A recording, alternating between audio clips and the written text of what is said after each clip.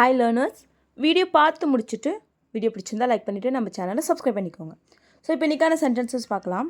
First sentence, என்ன பண்ணணும்னு சொல்லு நான் பண்ணுறேன். என்ன பண்ணணும்னு சொல்லு நான் பண்ணுறேன். என்ன பண்ணணும்னு மட்டும் சொல்லு நான் பண்ணுறேன் அப்படின்னு சொல்லுவோம் இல்லையா? ஸோ அதை இங்கிலீஷில் எப்படி சொல்லலாம்? Tell me what to do and I will do it.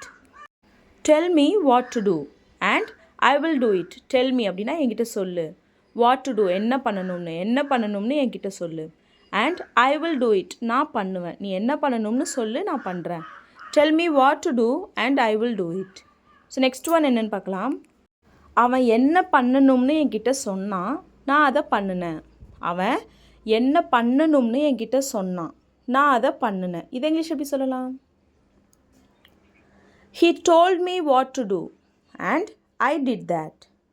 He told me what to do and I did that. He told me அவன் என்கிட்ட சொன்னான். What to do என்ன பண்ணணும்னு, and I did that நான் அதை பண்ணினேன். அவன் என்ன பண்ணணும்னு என்கிட்ட சொன்னான், நான் அதை பண்ணினேன். ஓகேவா? ஸோ நெக்ஸ்ட் ஒன் என்னென்னு பார்க்கலாம். அவன் உன்கிட்ட ஏதாவது பண்ண சொன்னால் நீ பண்ணாத. அவன் உன்கிட்ட ஏதாவது பண்ண சொன்னால் நீ பண்ணாத. இதை இங்கிலீஷ் எப்படி சொல்லலாம்? If he asks you to do anything, you don't do that. If he asks you to do anything, you don't do that. If he asks you to do, அவன் உன்கிட்ட ஏதாவது பண்ண சொன்னான், அவன் உன்கிட்ட பண்ண சொன்னான். If he asks you to do anything, அவன் உன்கிட்ட ஏதாவது பண்ண சொன்னான், you don't do that, நீ அதை பண்ணாத. ஓகேவா? ஸோ நெக்ஸ்ட் ஒன் என்னென்னு பார்க்கலாம். காரணம் தெரிஞ்சாதான் பதில் சொல்லுவியா? காரணம் தெரிஞ்சாதான் கேட்ட கேள்விக்கு பதில் சொல்லுவியா? கேள்வி கேட்டால் உடனே பதில் சொல்லு. என்ன காரணம்னு சொன்னால் தான் பதில் சொல்லுவியா அப்படிலாம் சொல்லி கேட்போம் இல்லையா? ஸோ இதை இங்கிலீஷ் எப்படி சொல்லலாம்? Will you answer only if you know the reason? Will you answer only if you know the reason? Will you answer நீ பதில் சொல்லுவியா? Only if you know the reason. உனக்கு பதில் காரணம் தெரிஞ்சால் மட்டும்தான். Only if அப்படின்னா மட்டும்தான். ஓகேவா? So will you answer only if you know the reason. So next one, காரணம் தெரிஞ்சால் மட்டும்தான் அவன் பதில் சொல்லுவான். காரணம் தெரிஞ்சால் மட்டும்தான் அவன் பதில் சொல்லுவான். இதை இங்கிலீஷ் எப்படி சொல்லலாம்? He will answer only if he knows the reason. He will answer only if he knows the reason. He will answer அவன் பதில் சொல்லுவான். Only if he knows அவனுக்கு தெரிஞ்சால் மட்டும்தான்.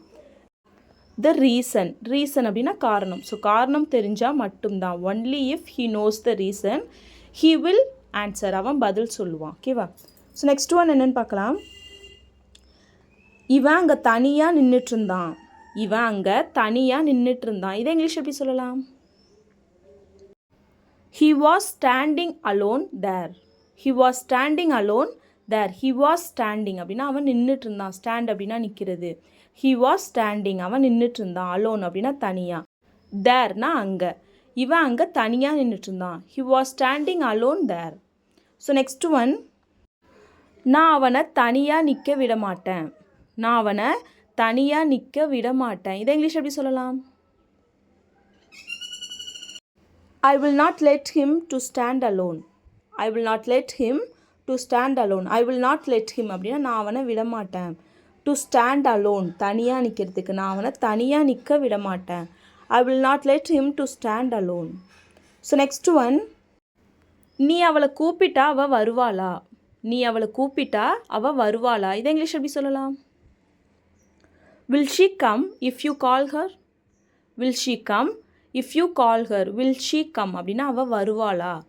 If you call her நீ அவளை கூப்பிட்டா, நீ அவளை கூப்பிட்டா அவள் வருவாளா? Will she come if you call her? Will she அப்படின்னா வருவாளா? ஃப்யூச்சரில் நம்ம வருவாளான்னு கேட்குறோம். ஸோ அதனால தான் will யூஸ் பண்ணியிருக்கோம். Will she come அவள் வருவாளா? If you call நீ அவளை கூப்பிட்டால். If you call her. ஓகேவா? ஸோ நெக்ஸ்ட் ஒன் என்னென்னு பார்க்கலாம். நான் கூப்பிட்டா அவள் கண்டிப்பாக வருவா. நான் கூப்பிட்டா அவள் கண்டிப்பாக வருவா. நான் கூப்பிட்டா அவள் கண்டிப்பாக வருவா. வரமாட்டேன்னு சொல்ல மாட்டா. அவள் கண்டிப்பாக வருவா அப்படிலாம் சொல்லுவோம் இல்லையா? ஸோ அதை இங்கிலீஷ் எப்படி சொல்லலாம்? She will definitely come if I call her. She will definitely come if I call her. She will definitely come அப்படின்னா அவள் கண்டிப்பாக வருவா. Definitely அப்படின்னா கண்டிப்பாக. She will come அப்படின்னா அவள் வருவா. ஷி வில் டெஃபினெட்லி கம் அப்படின்னா அவள் கண்டிப்பாக வருவா. இஃப் ஐ கால் ஹர், நான் அவளை கூப்பிட்டா. ஓகேவா? ஸோ நெக்ஸ்ட் ஒன், நீ அவளை கூப்பிட்டா அவள் கண்டிப்பாக வரமாட்டா. நீ அவளை கூப்பிட்டா அவள் கண்டிப்பாக வரமாட்டா. நான் கூப்பிட்டா கூட வருவா, நீ கூப்பிட்டா அவள் கண்டிப்பாக வரமாட்டா அப்படின்னு சொல்லுவோம் இல்லையா? ஸோ இதை இங்கிலீஷ் எப்படி சொல்லலான்னு கமெண்ட் பண்ணுங்க. ஓகேவா? ஸோ நெக்ஸ்ட் ஒன், எனக்கு வெளியில் சாப்பிட பிடிக்காது. எனக்கு வெளியில் சாப்பிட பிடிக்காது. நான் வீட்டில் சமைச்ச சாப்பாடு தான் சாப்பிடுவேன். நான் வெளியில் சாப்பிட எனக்கு பிடிக்காது அப்படிலாம் சொல்லுவோம் இல்லையா? ஸோ இதை இங்கிலீஷ் எப்படி சொல்லலாம்? ஐ don't like eating outside. I don't like eating outside. I don't like அப்படின்னா எனக்கு பிடிக்காது. ஈட்டிங் அவுட் சைடு வெளியில் சாப்பிட, வெளியில் சாப்பிட்றது எனக்கு பிடிக்காது. I don't like eating outside. So இதுவே I don't like to eat outside அப்படின்னா எனக்கு வெளியில் சாப்பிட்றதுக்கு பிடிக்காது. I don't like eating outside அப்படின்னா எனக்கு வெளியில் சாப்பிட்றது பிடிக்காது. வெளியில் சாப்பிட்றது அப்படின்னா eating outside. I don't like அப்படின்னா எனக்கு பிடிக்காது. ஸோ இதுவே வெளியில் சாப்பிட்றதுக்கு எனக்கு பிடிக்காது. I don't like to eat outside. ஓகேவா? ஸோ டிஃப்ரென்ஸ் புரியும்னு நினைக்கிறேன். ஸோ நெக்ஸ்ட் ஒன் என்னென்னு பார்க்கலாம். அவனுக்கு வெளியில் சாப்பிட பிடிக்காதா. அவனுக்கு வெளியில் சாப்பிட பிடிக்காதா. இதை இங்கிலீஷ் எப்படி கேட்கலாம்? Doesn't he like eating outside?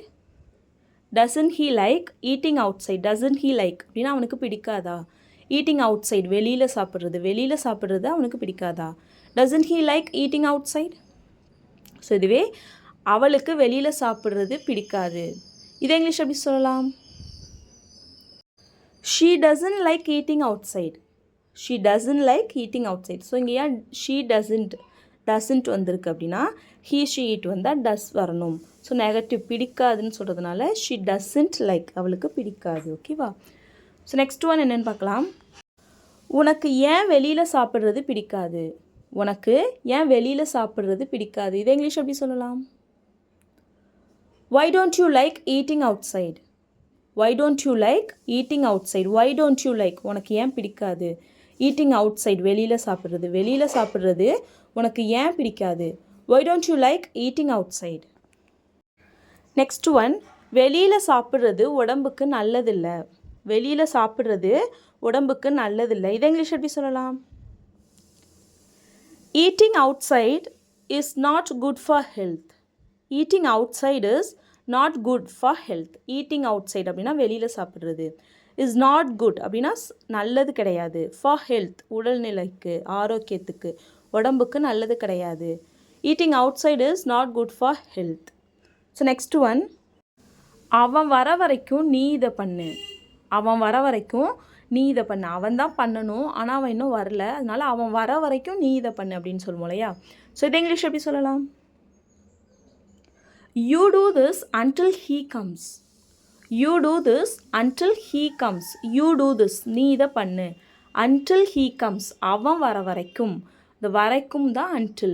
அவன் வர அப்படின்னா until he comes, அவன் வர வரைக்கும் you do this, நீ இதை பண்ணு. ஓகேவா? ஸோ நெக்ஸ்ட் ஒன், அவன் வர வரைக்கும் நான் இதை பண்ணிகிட்டே இருந்தேன்.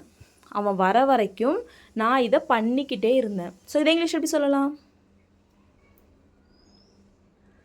I kept on doing this until he came. I kept on doing this until he came. I kept on doing this, நான் இதை பண்ணிக்கிட்டே இருந்தேன். ஸோ கீப் ஆன் டூயிங் அப்படின்னா ஒரு விஷயத்தை பண்ணிக்கிட்டே இருக்கிறது. ஸோ பண்ணிகிட்டே இருந்தேன் பாஸ்ட்டில் சொல்கிறோம். அதனால் ஐ கெப்ட் ஆன் டூயிங் திஸ், நான் இதை பண்ணிகிட்டே இருந்தேன். until he came, அவன் வர வரைக்கும் நான் அதை பண்ணிகிட்டே இருந்தேன். ஓகேவா? ஸோ இதுவே நான் அவன் வர வரைக்கும் நான் அவனுக்கு கால் பண்ணிகிட்டே இருந்தேன். அவன் வர வரைக்கும் நான் அவனுக்கு கால் பண்ணிக்கிட்டே இருந்தேன். இதை இங்கிலீஷ் எப்படி சொல்லலாம்? I kept on calling him until he came.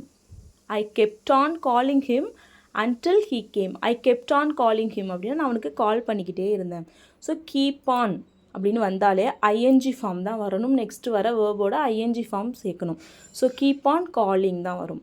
So I kept on calling him, நான் அவனுக்கு கால் பண்ணிக்கிட்டே இருந்தேன். until he came, அவன் வர வரைக்கும். ஓகேவா? ஸோ நெக்ஸ்ட் ஒன், எனக்கு பதில் கிடைக்கிற வரைக்கும் நான் இந்த கேள்வியை கேட்டுகிட்டே தான் இருப்பேன்.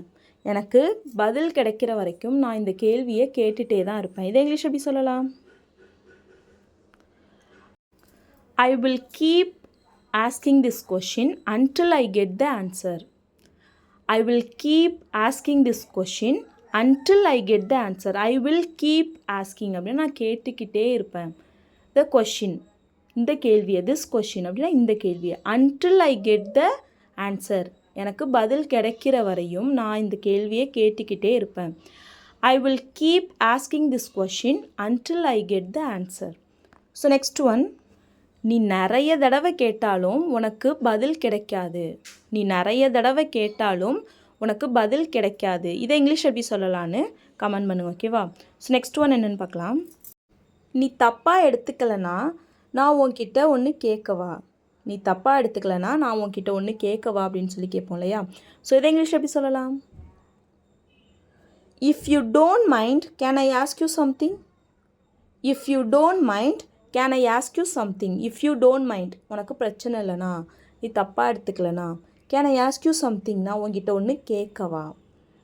If you don't mind can I ask you something.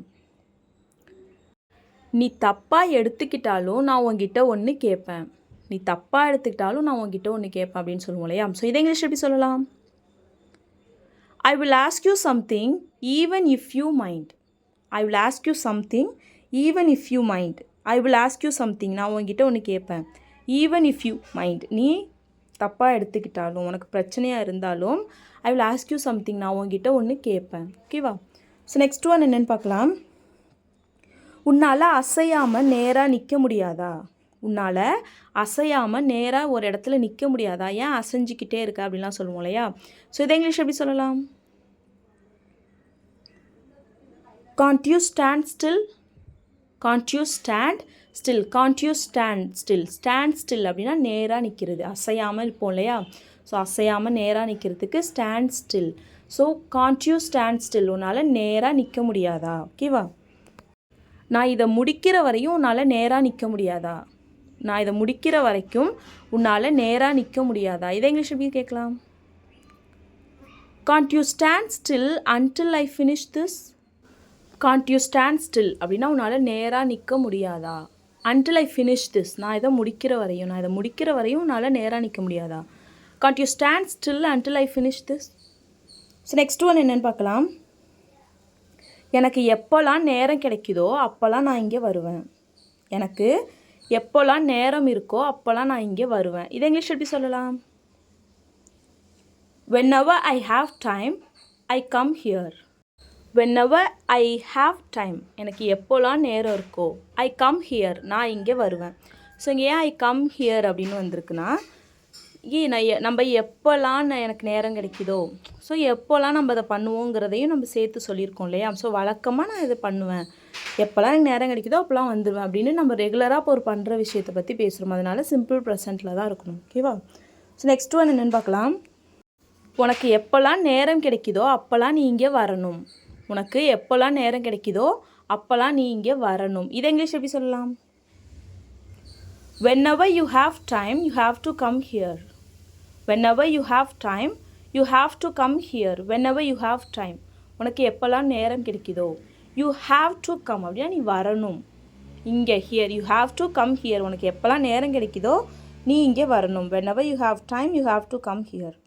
So next one என்னென்னு பார்க்கலாம். எனக்கு நேரம் இருந்தால் கூட நான் இங்கே வரமாட்டேன்.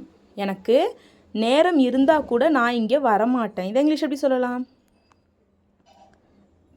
I will not come here even if I have time. I will not come here even if I have time. I will not come here, நான் இங்கே வரமாட்டேன். even if I have time, எனக்கு நேரம் இருந்தால் கூட நான் இங்கே வரமாட்டேன், நான் அந்த இடத்துக்கு வரமாட்டேன். ஸோ ஃப்யூச்சரில் நான் வரமாட்டேன்னு சொல்கிறோம். அதனால தான் I will not come here அப்படின்னு சொல்கிறோம். ஸோ இதுவே எப்போயுமே எனக்கு நேரம் இருந்தாலும் நான் இங்கெல்லாம் வரமாட்டேன் அப்படின்னு சொல்லணும்னா I don't come here even if I have time அப்படின்னு சொல்லணும். ஐ டோன்ட் கம் ஹியர் அப்படின்னா நான் வரமாட்டேன். ஸோ நான் எப்போயுமே வரமாட்டேன் அப்படின்னு சொல்கிறதுனால ஐ டோன்ட் கம் ஹியர் அப்படின்னு சொல்கிறோம்.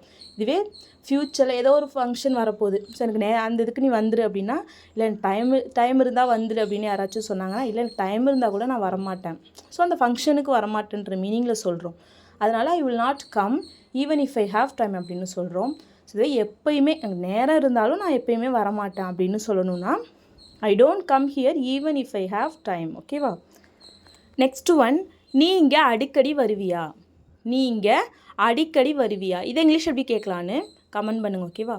ஸோ இப்போ லாஸ்ட் வீடியோவில் சில சென்டென்சஸை கமெண்ட் பண்ண சொல்லியிருந்தேன். ஸோ அதுக்கான ஆன்சர்ஸ் பார்க்கலாம். ஃபர்ஸ்ட் சென்டென்ஸ், உனக்கு தெரிஞ்ச எல்லாத்தையும் அவன்கிட்ட சொல்லு.